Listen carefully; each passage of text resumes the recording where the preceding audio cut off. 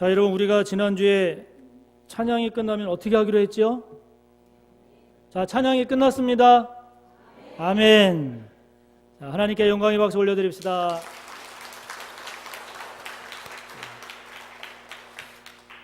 아멘 소리가 크면 클수록 은혜가 되고 복이 될 것입니다.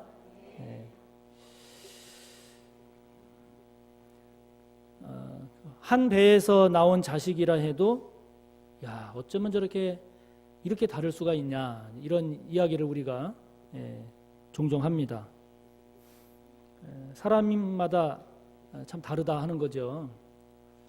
어제 그 불타는 고기 파티를 했잖아요. 안 오신 분들은 아마 후회하실 것 같은데, 여러분 다음에라도 그런 기회가 있으면 꼭 오세요. 오시면 물론 이제 뭐 고기도 먹고 뭐 서로 이렇게 교제도 하지만, 제가 어제 이렇게 보면서 느낀 게, 야, 진짜 우리 교회에는 참 다양한 재능들을 갖고 계신 성도님들이 계시는구나 하는 것을 다시 이렇게 확인할 수 있는 시간이 됐어요. 그럼 고기도 이게 아무나 굽는 게 아니더라고요. 고기를 잘 굽는 분도 계시고, 또 다른 음식을 잘 하시는 분도 있고, 또 그 청년부실에서 그 대화를 나눌 수 있도록 이렇게 해놨는데, 여러분 그런 카페가 없어요. 너무 잘 이렇게 꾸며 놓으셨고, 또 어떤 분은 막 야경도 이렇게 찍어서 올리고, 그래 그 모든 성도님들을 보면 그 각기 그런 서로 다른 재능, 또 그런 서로 다른 은사로 이렇게 잘 그 섬기시니까 전체적으로 이게 살아나는 그런 이제 귀한 것을 경험할 수가 있었는데요. 교회 공동체도 여러 성도님들이 하나의 신앙 공동체를 이루지 않습니까? 예수 그리스도 안에서 하나 된 하나님의 백성이 교회 공동체를 이루죠. 그래서 우리가 서로 형제 자매다 이렇게 표현을 합니다마는, 그러나 한 분 한 분을 보면 다 다른 거예요. 다 서로 다른 재능, 또 기질, 성품이 달라요. 그런데 이렇게 서로 다른 게 긍정적인 방향으로 가면 서로 다른 게 아무런 문제가 안 되죠. 오히려 서로 조화를 이루게 되면 더 좋은, 더 선한 결과를 낳게 되니까 그것은 더 복됩니다. 그런데 이제 문제는 뭐냐면, 서로 다른 게 이렇게 수평적으로 서로 조화와 균형을 이루면서 다른 것은 오히려 복되는데, 그렇지 않고 상중하로 다르다, 그러면 이게 이제 문제가 되는 거예요. 다른 말로 표현하면, 상은 본받을 만한 분, 참 그래 저래야 돼, 저렇지, 이렇다라고 하면, 하는 저러면 안 되는데, 저러면 안 되지 하는 그런 유형의 사람이 있는가 하면, 중간은 아쉬운, 그냥 그 나름대로 괜찮은데 그러나 좀 더 좋으면 좋겠다 하는 그런 그 아쉬움을 나타낼 수 있는 그런 분이 있을 수 있다 하는 것이죠. 그런 생각을 이제 왜 했느냐, 오늘 본문을 보면 오늘 본문에 등장하는 인물들이 그래요. 본문에 나타나는 인물들이, 자, 오늘 본문에 등장하는 인물들을 보면서 저와 여러분은 어떤 모습의 사람일까, 어떤 유형의, 어디에 속하는 사람일까, 또 저와 여러분은 어떤 그리스도인이 되어야 할까, 말씀을 통해서 우리가 함께 나눴으면 합니다. 자, 오늘 말씀을 통해서 볼 때 제일 먼저는 즉 우리가 본받으면 안 되는 사람, 또 그렇게 돼서는 안 될 유형의 모습, 자, 그런 사람이 나와요. 어떤 사람들인고 하니, 57절을 보면 예수를 잡은 자들이에요. 또 57절 59절을 보면 대제사장들, 서기관, 장로들이에요. 여러분, 원래 대제사장은 종신제예요. 그래서 한번 대제사장이 되면 죽을 때까지 대제사장직을 맡거나, 아니면 너무 연로해서 이제 맡을 수 없으면 이제 아들이, 그것이 이제 구약의 대제사장 원래의 그 제도인데, 세월이 지나고 변화가 되어서 예수님 당시에는 임기제로 대제사장직을 수행을 했어요. 그래서 예수님 당시 성경을 보면 대제사장들 이렇게 나오잖아요. 오늘 본문에 나오는 대제사장 가야바라고 하는 이 사람도 4년 임기제의 그 대제사장이었는데 그 기록에 의하면 4년 임기의 대제사장직을 19년간 했다고 그래요. 그러니까 그 당시에 대제사장이 한 명이 아니라 그래서 대제사장들 이렇게 여러 명이 나오는 건데 어쨌든 그런 대제사장들하고 서기관, 장로들 이런 사람들의 모습이 오늘 본문을 보면 저와 여러분이 되어서는 안 될 유형의 사람으로 나온다 하는 것이죠. 이들이 어떻게 했길래 우리가 되어서는 안 될 모습의 사람들이라고 하는가?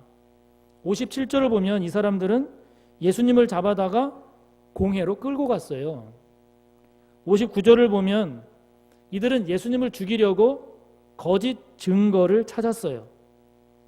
61절과 65절을 보면 예수님을 죽이려고 모함을 했어요. 67절, 68절을 보면 예수님을 조롱하고 박해했어요. 이런 사람들, 이 사람들의 모습을 보면 저와 여러분은 우리가 예수님을 공회로 끌고 가기를 합니까? 우리가 예수님을 조롱하고 박해하기를 합니까? 그러니까 우리는 이 사람들하고 무관하다, 관계가 없다 이렇게 생각하기 쉬운데 이 말씀을 묵상하다가 이런 질문이 떠올랐어요. 어떤 질문이냐면 만약에 제가 또는 여러분이 누군가를 해하려고 거짓 증거를 만들고 거짓을 말하는 경우는 없는가? 저와 여러분이 당장의 눈앞에 있는 이익을 얻기 위해서 혹은 저와 여러분의 욕심을 달성하기 위해서 누군가를 모함한 적은 없는가? 만약에 저와 여러분이 거짓을 말하고 누군가를 모함했다라고 하면 저와 여러분은 그리스도인이라고 말은 하지만 그러나 정작 실제로는 이 본문에 나오는 이들처럼 예수가 없는, 예수 그리스도를 따르지 않는, 한 걸음 더 나아가 예수님을 대적하는 이 사람들과 다를 게 뭐가 있을까 하는 질문을 하게 된 겁니다. 여러분 여기 거짓 증거 그 다음에 모함 이 두 가지를 이 사람들이 보이고 있는데 오늘날은 정직하게 산다는 게 오히려 이상하리만큼 사람들이 하도 거짓말을 많이 하니까 그 거짓이라는 것에 대해서 굉장히 둔감합니다만은 그러나 여러분 십계명을 보면 하나님께서 꼭 지켜라 라고 강조하신 10가지 계명 가운데 9번째 계명이 무엇입니까? 내 이웃에 대하여 거짓 증거하지 마라. 하나님은 거짓이라고 하는 것을 굉장히 엄하게 금하세요. 고대로 올라갈수록 이 거짓 증언 또는 거짓 증거 이것에 의해서 사람들이 많이 죽었기 때문에 거짓을 말하고 거짓 증거를 대는 것은 굉장히 나쁜 거예요. 여러분 오늘날도 보면 민사재판이든 형사재판이든 모든 재판은 뭐에 의해서 이루어집니까? 증거에 의해서 결정이 돼요. 증언에 의해서 다툰다고요. 요한복음 8장 44절을 보면 이 거짓은 마귀의 대표적인 속성으로 주님 말씀하세요. 그래서 마귀는 거짓말쟁이고 거짓의 아비다. 그러니까 여러분 저와 여러분이 거짓되다. 이거는 굉장히 하나님 앞에 하나님이 중하게 보십니다. 이들은 또한 예수님을 모함했어요. 모함을 어떻게 했는가 하니 사실을 말하는 것 같지만 그러나 그것은 상대방을 해하기 위한 목적으로 악용을 한 거예요. 그 내용이 뭐냐면 오늘 61절을 보면 이들이 예수님에 대해서 이 예수라는 사람이 내가 하나님의 성전을 헐고 사흘 동안에 지을 수 있다라고 하더라. 이들이 이렇게 예수님을 고자질합니다. 다시 말하면 이 예수라는 사람이 성전 알기를 우습게 알고 그리고 성전을 이런 식으로 모독했습니다라는 이야기인데, 예수님을 이렇게 모함한 근거가 됐던 것이 요한복음 2장 19절을 보면 예수님은 이렇게 말씀을 하셨어요. 너희가 이 성전을 헐라. 내가 사흘 동안에 일으키리라. 요한복음에서 그 말씀을 어떻게 의미를 부여하고 해석을 했냐면, 그 말씀은 성전된 예수님 자신을 말한 것이고, 그리고 그것은 사흘이라고 하는 것은 예수님의 부활을 의미하는 거다. 이러한 예수님의 말씀을 이 사람들은 예수님을 죽이기 위해서 변화시켜서 모함을 하고 있다 하는 것이죠. 여러분, 저와 여러분이 누군가를 해하기 위해서 거짓을 말하거나 사실이 아닌 거짓된 증거를 막 이렇게 휘두른 적은 없는가요? 당장의 눈앞의 이익을 내가 얻기 위해서, 혹은 내 생각을 채우기 위해서, 욕심을 채우기 위해서 사실을 말하는 것 같지만 그러나 실제로는 변화시켜서 상대방에게 해를 끼치려는 나쁜 의도를 가지고 모함한 적은 없나요? 여러분, 저와 여러분 안에 만약에 이런 거짓의 영이 저와 여러분에게 자리 잡고 있다면 그거는 뽑아버려야 됩니다. 반드시 뽑아버려야 돼요. 왜냐하면 하나님이 거짓을 굉장히 중하게 보세요. 저와 여러분의 마음속에, 저와 여러분의 생각 속에 누군가를 모함하려고 하는 그 싹이 자라고 있다 그러면 여러분 그 싹을 잘라버려야 돼요. 더 뿌리를 깊이 내리기 전에, 그 싹이 더 커지기 전에 그것을 뽑아버리거나 그 싹을 잘라버려야 된다고요.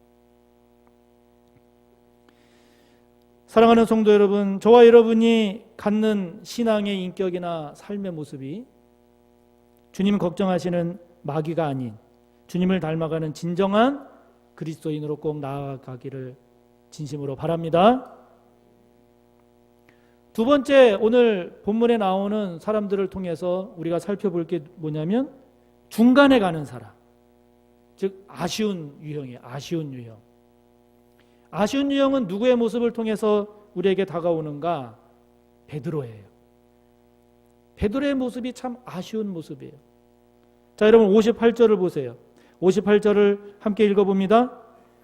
베드로가 멀찍이 예수를 따라 대제사장의 집들에까지 가서 그 결말을 보려고 안에 들어가 하인들과 함께 앉아있더라. 지금 베드로가 예수님으로부터 어떻게 돼 있어요? 멀찍이 떨어져 있어요. 본문의 내용을 보면 이 베드로는 예수님께 무슨 일이 어떻게 벌어지나 지금 막 보려고 그래요. 그러니까 관심을 가져요. 관심을 갖는데 예수님과 함께 하질 않아요.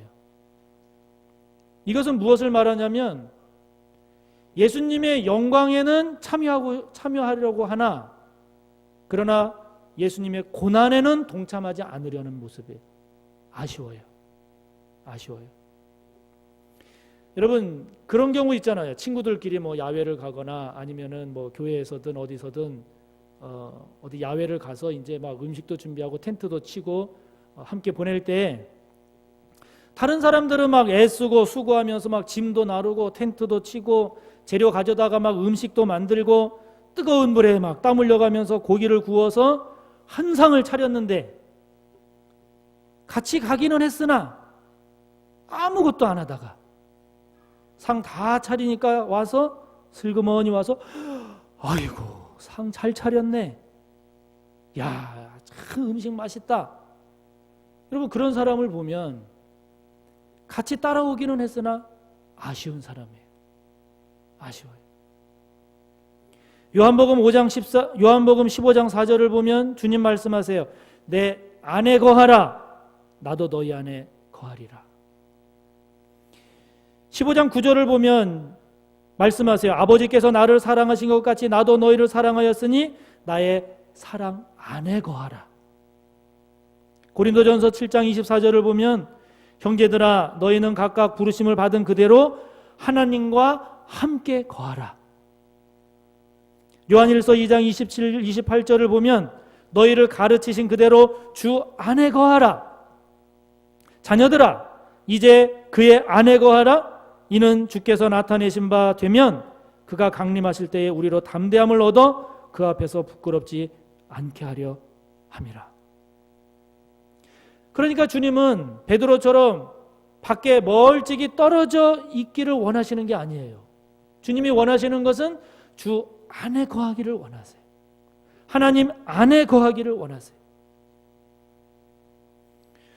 여러분, 힘든 시기를 지내본 분들, 힘든 시기를 통과한 거의 모든 분들의 공통된 고백이 무엇인가?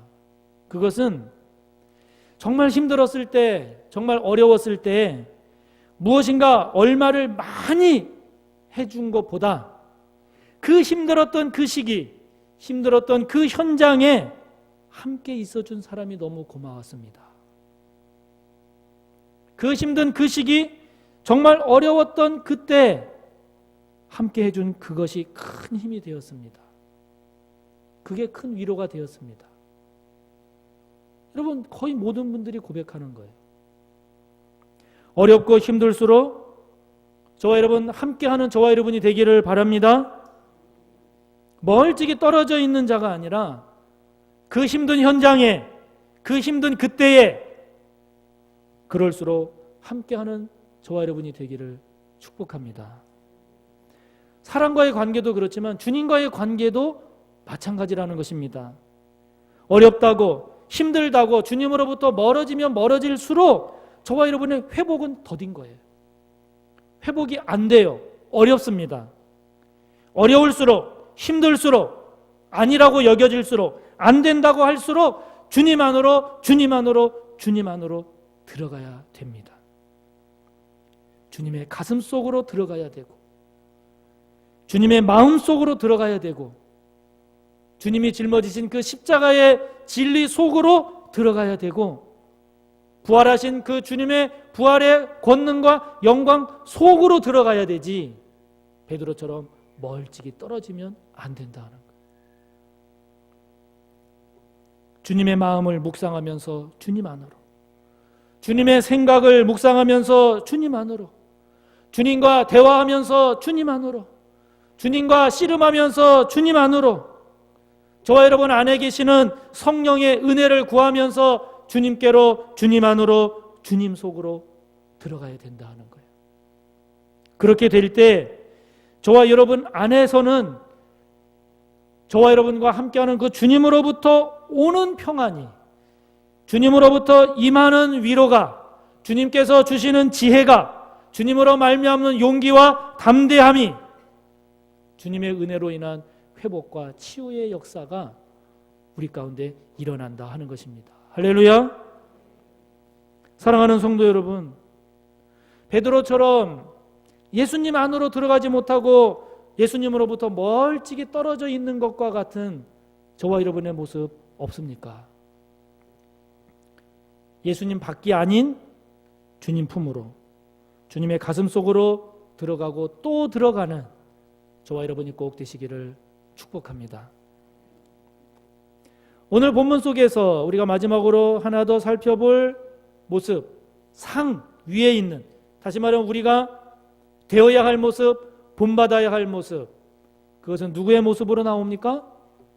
주님의 모습으로 나옵니다. 할렐루야. 62절에 보면 대제사장이 일어서서 예수님께 묻습니다.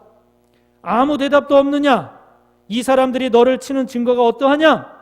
대제사장이 물어요. 63절을 보면 그 물음에 대해서 주님께서 침묵하세요. 아무 대답 안 하세요. 왜 예수님이 침묵하셨을까요? 거기에서 당하는 고난, 박해가 두려워서 침묵하셨을까요? 아니에요. 그 사람들을 대화가 안 되니까 무시하고 대적하니까 미워서 침묵하셨을까요? 아니에요.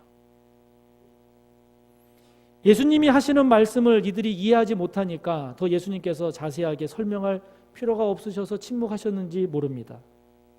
예수님을 받아들이지 아니하려고 작정하였기 때문에 그들과 대화가 안 되어서 침묵하셨을 수도 있습니다. 그러나 한 걸음 더 나아가면 지금 예수님께서 침묵하시는 진정한 목적은 이제 십자가에서 죽는 그 죽음조차도 주님께서는 피하지 아니하고 주님께서 감당하고자 하는 그 십자가의 사명을 하나님 앞에서 묵묵히 완수하고자 하는 적극적인 순종의 표시로 주님이 지금 침묵하시는 겁니다. 이것은 이사야 53장 7절의 말씀, 그가 곤욕을 당하여 괴로울 때에도 그의 입을 열지 아니하였으며 마치 도수장으로 끌려가는 어린 양과 털을 깎는 자 앞에서 잠잠한 양같이 그의 입을 열지 아니하였도다라는 이 하나님의 말씀을 성취하시는 주님의 모습입니다. 여러분, 이런 주님의 모습을 통해서 우리가 깊이 생각하고 붙잡아야 할 것 중에 하나가 뭐냐? 그것은 침묵의 영성입니다. 침묵하는 영성입니다. 침묵하는 신앙입니다. 침묵하는 믿음입니다. 이것은 단순히 말을 하지 않는 것이 아닙니다. 말을 하지 않음으로써 대화가 단절되고 관계가 끊어지는 것을 위하는 것이 아니라 저와 여러분의 마음이, 저와 여러분의 생각이 오직 주님께 집중하기 위해서 침묵하는 것입니다.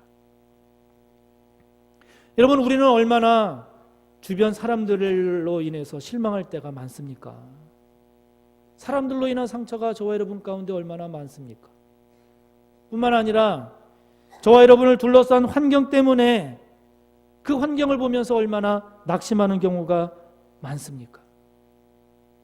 저와 여러분에게 주님 같은 침묵이 필요한 것은 우리가 사람 때문에 실망하고 환경 바라보면서 낙심하는 등 저와 여러분의 믿음이 사람에 의해서 흔들리고 환경에 의해서 지배당하는 그런 저와 여러분이 아니라 오직 주님께 지배당하기 위해서 오직 성령에 집중해서 성령의 지배를 받기 위해서 말씀을 묵상하고 또 묵상해서 오직 말씀을 통해 깨달아지는 그 진리에 붙잡히기 위해서 침묵해야 된다 하는 거예요.